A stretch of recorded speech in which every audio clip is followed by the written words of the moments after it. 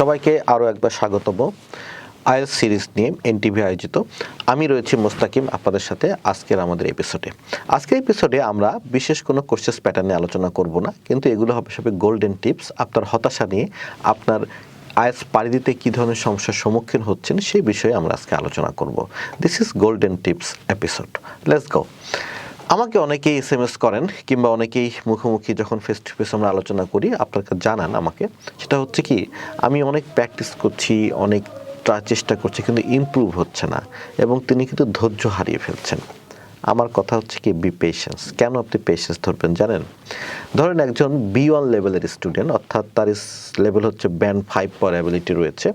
সে যদি 5.5, 6 বা 6.5 পেতে চায়, তাহলে তাকে রিসার্চ অনুযায়ী, কেমব্রিজের রিসার্চ অনুযায়ী 150 থেকে 200 ঘন্টা তাকে পরিশ্রম করতে হবে, প্লাস গাইডেড স্টাডি ট্যুর হবে। গাইডেড অর্থাৎ একজন হচ্ছে খুবই অভিজ্ঞ একজন এক্সপার্ট, অর্থাৎ ল্যাঙ্গুয়েজ এক্সপার্ট তাকে গাইড করবেন, তখন সেই লেভেলটাতে পৌঁছাতে পারবেন। 150 থেকে 200 ঘন্টা, ভাবতে পেরেছেন কতদিন? দেন একজন ক্যান্ডিডেট যিনি আসলে 6.5 পাচ্ছেন কিন্তু কোনোভাবে 7 পাচ্ছেন না বা 6 পাচ্ছেন, তার লেভেলটা হচ্ছে B2 এবং সে যদি ব্যান্ড 7-এ পৌঁছাতে চায় তখন তার ইংলিশ লেভেলটা গিয়ে দাঁড়াবে C1 লেভেল। তো B2 থেকে C1 লেভেলে পৌঁছাতে সময় লাগে 350 থেকে 400 ঘন্টা। এই ধরনের ক্যান্ডিডেটরাই বাংলাদেশে সবচেয়ে বেশি হতাশায় ভোগেন যে আমি 6 পাচ্ছি, 6.5 কিছুতেই পাচ্ছি না, 6.5 পাচ্ছি, কোনোভাবে 7 পাচ্ছি না, এবং এটা গাইডেড ট্যুর হতে হবে। তো আপনি গাইডেড যদি কেউ আপনাকে ইনপুট দেয় 350 ঘন্টা বা 400 ঘন্টা, তারপরে আপনি আপনার লেভেলটাকে ইমপ্রুভ করতে পারবেন এবং এটা রিয়ালিটি। এই রিয়ালিটি আপনাকে মেনে নিতে হবে। যখনই আপনি এই ব্যারিয়ারটা পার হতে পারবেন না, তখন আপনি নিজেকে চিন্তা করবেন আমি হয়তো এত সময় দেইনি, আমাকে আসলে গাইড দরকার, আমাকে একটা গাইডেড একটা ল্যাঙ্গুয়েজ আমার জন্য দরকার, ল্যাঙ্গুয়েজ এক্সপার্ট দরকার আমার জন্য, যিনি আমাকে ভালোভাবে গাইড করতে পারবেন। So be patience. যখন আপনি একটা নির্দিষ্ট সার্কেলে আটকায় যাবেন তখন ইমপ্রুভ ইউর ল্যাঙ্গুয়েজ, তাহলে কিন্তু আপনার সাকসেসটা বাড়বে। Okay, this is your golden tips 1। Yes, golden tips 2। অনেকে আমাকে প্রশ্ন করেন আমরা ভোকাবুলারি পড়বো কিনা, ভোকাবুলারি কিংবা কোথা থেকে পড়বো। দেখেন, আইএলটিএস এক্সামে কিন্তু একটা নির্দিষ্ট টপিক রয়েছে। সে ফর এক্সাম্পল আপনাকে বেসিকলি 20 to 24 টপিকস আপনি যদি নিতে একটু সার্চ করেন তাহলে দেখতে পাবেন আইএলটিএস কমন টপিক কোনগুলো। এই টপিকগুলোর উপরে আপনাকে কিন্তু অলওয়েজ যেটা করতে হবে, ভোকাবুলারি বিল্ড আপ করতে হবে। কারণ এই টপিকগুলোর উপরে রিডিংয়ে কোশ্চেন আসে, লিসনিংয়ে কোশ্চেন আসে, রাইটিং কোশ্চেন, স্পিকিং কোশ্চেন, সব এই টপিক নিয়ে। আপনি থিঙ্ক করে দেখেন, ট্রাভেলিং নিয়ে কিন্তু আপনাকে স্পিকিং পার্ট 1-এ জিজ্ঞেস করে, পার্ট 2-তে জিজ্ঞেস করে, পার্ট 3-তে আপনাকে অনেক কোশ্চেন আস্ক করা হয়। আবার ঠিক একইভাবে রাইটিং টাস্ক 2-তে দেখেন ট্রাভেলিংয়ের উপরে কিন্তু আপনার অনেক ধরনের কোর্সেস রয়েছে, যেমন হচ্ছে ট্রাভেলিং ইন রিমোট এরিয়াস, সুবিধা কী অসুবিধা কী। আবার ট্রাভেলিং নিয়ে লক্ষ্য করেন অনেক ধরনের কিন্তু প্যাসেজ রয়েছে রিডিংয়ে। তারপর ট্রাভেলিং নিয়ে দেখেন লিসেনিং তো অহরহ।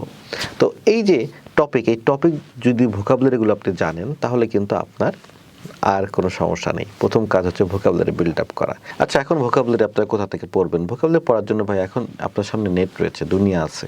সো সে ফর এক্সাম্পল আপনি জেমিনাই অথবা হচ্ছে চ্যাটজিপিটিতে আপনি সার্চ দেবেন travel related vocabulary for IELTS, আপনাকে সব গুছাই দিবে।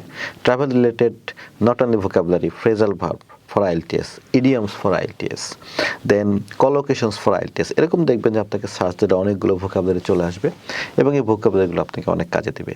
অ্যাট দ্য সেম টাইম আপনি কেমব্রিজের বইগুলো সবগুলো নেন, 9 থেকে একদম 20 পর্যন্ত। এখানে অনেক ভোকাবুলারিগুলো রয়েছে, সেই ভোকাবুলারিগুলো বের করে পড়া ট্রাই করুন। এই ভোকাবুলারিগুলো রিপিট হয়। সো দিস ইজ আপনার জব, ভোকাবুলারি যখন আপনি ইমপ্রুভ করবেন। অ্যাট দ্য সেম টাইম আপনার গ্রামার কিন্তু ইমপ্রুভ করতে হবে। রিডিংয়ে আপনি কীভাবে গ্রামার ইমপ্রুভ করবেন? রিডিংয়ে গ্রামার ইমপ্রুভ করতে গেলে, গ্রামার ইমপ্রুভ না করলে আপনি কখনোই বুঝবেন না যে রিডিংয়ে সেন্টেন্সের স্ট্রাকচারটা কী কিংবা সেন্টেন্সের মিনিংটা কী, এটা আপনি বুঝবেন না। তাহলে আপনার যেটা করতে হবে, আপনি কেমব্রিজ বইয়ে যান, দেখবেন যে একই টাইপের কোশ্চেন্স বারবার, একই টাইপের সেন্টেন্স স্ট্রাকচার বারবার রিপিট হচ্ছে। আপনার জব হচ্ছে কি এই কমপ্লেক্স স্ট্রাকচারগুলোকে বের করে একটা লিস্ট করা। এখন বাই জেমিনাই কিংবা চ্যাটজিপিটি আছে, ওই প্যাসেজটা দেন চ্যাটজিপিটিকে, দিয়ে বলেন যে আমাকে কমপ্লেক্স সেন্টেন্সগুলোকে আমাকে একটু বের করে দাও, গিভ মি দ্য ব্রেকডাউন, দেখবেন যে আপনাকে সে ব্রেকডাউন করে দিচ্ছে। আপনি বাংলায় এগুলো পড়েন, পরে আপনার সেন্টেন্স স্ট্রাকচারের যে বোঝার দক্ষতা সেটাকে ইমপ্রুভ করুন। এবং সবার একই সমস্যা গোল্ডেন টিপস 3-তে, সেটা হচ্ছে রিডিংয়ে আমি টাইম ম্যানেজমেন্ট করতে পারি না। আমার প্রথম টিপসটি হচ্ছে আপনি প্রথমে মাথা থেকে ঝেড়ে ফেলুন, সেটা হচ্ছে আমি 40টা কোশ্চেনের অ্যান্সার করব না, আমি 30টা কোশ্চেনের অ্যান্সার করব, 30টার মধ্যে আমার যেন 20টা রাইট হয় এবং আমি যে এডুকেটিভ গেজ করব এই 10টা কোশ্চেন, সেই 10টার মধ্যে থেকে আমার 4টা-5টা রাইট হয়, তাহলে কিন্তু আপনার 6.5 হয়ে গেছে। সো আমরা অনেকেই যারা রিডিং করতে পারি, রিডিং পড়তে পারি, কিন্তু শুধুমাত্র এই টিপসটা ফলো না করার কারণে 5.5 পেয়ে যাই। সো প্রথমে মাথা থেকে ঝেড়ে ফেলতে হবে যে আমি সবগুলো কোশ্চেন অ্যান্সার করব না। একটা প্যাসেজে 13টি কোশ্চেন থাকে, তবে 13টি কোশ্চেনের দিকে তাকান। আপনি কিন্তু এভাবে তাকাতে পারবেন না, সেটা হচ্ছে এমসিকিউ আমি করবো না, এটা রং আইডিয়া। বিকজ অনেক সময় এমসিকিউ সহজ থাকে, অন্যগুলো কঠিন থাকে, তো কোনটা সহজ কোনটা কঠিন নো ওয়ান নোস। কাজে আমাদের আসলে ওই প্যাসেজটা দেখে, কোর্সেসগুলো দেখে বুঝতে হবে কোনটা সহজ কোনটা কঠিন। এটা আপনি প্র্যাকটিসের মাধ্যমে কিন্তু খুঁজে বের করতে পারবেন। সো এই ডিফিকাল্টি লেভেল অনুযায়ী আপনি কোশ্চেন সলভ করুন। একটা প্যাসেজের মধ্যে বিভিন্ন ক্যাটাগরির জন্য বিভিন্ন কোশ্চেন টাইপ থাকে, বিভিন্ন লেভেলের কোশ্চেন টাইপ থাকে, আপনার লেভেল অনুযায়ী কোশ্চেন চুজ করে সলভ করে ফেলুন।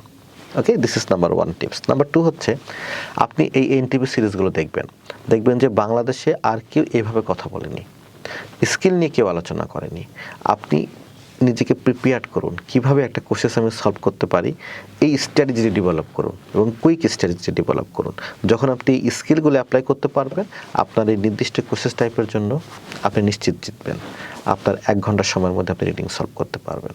ওই যে মাথা থেকে ঝেড়ে ফেলুন, আমাকে সবগুলো কোশ্চেন সলভ করতে হবে।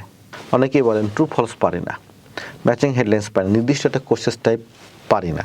অনেকে চিন্তা করেন এটা বাদ দিয়ে আমি এক্সামে বসবো, এটা আপনার জন্য সাপে বর হতে পারে, অর্থাৎ 30,000 টাকার একটা লস প্রজেক্ট হতে পারে। কিভাবে? ধরেন আপনার এক্সামে এই কোশ্চেন টাইপটা চলে এসেছে এবং একটা কোশ্চেন টাইপ খুব ডমিনেট ওই প্যাসেজটার মধ্যে, তার মানে আপনি ম্যাচিং হেডলাইন্স করবেন না, দেখবেন যে 7টা কোশ্চেন চলে এসেছে ম্যাচিং হেডলাইন্স, ওটা আপনাকে সলভ করতেই হবে স্যার।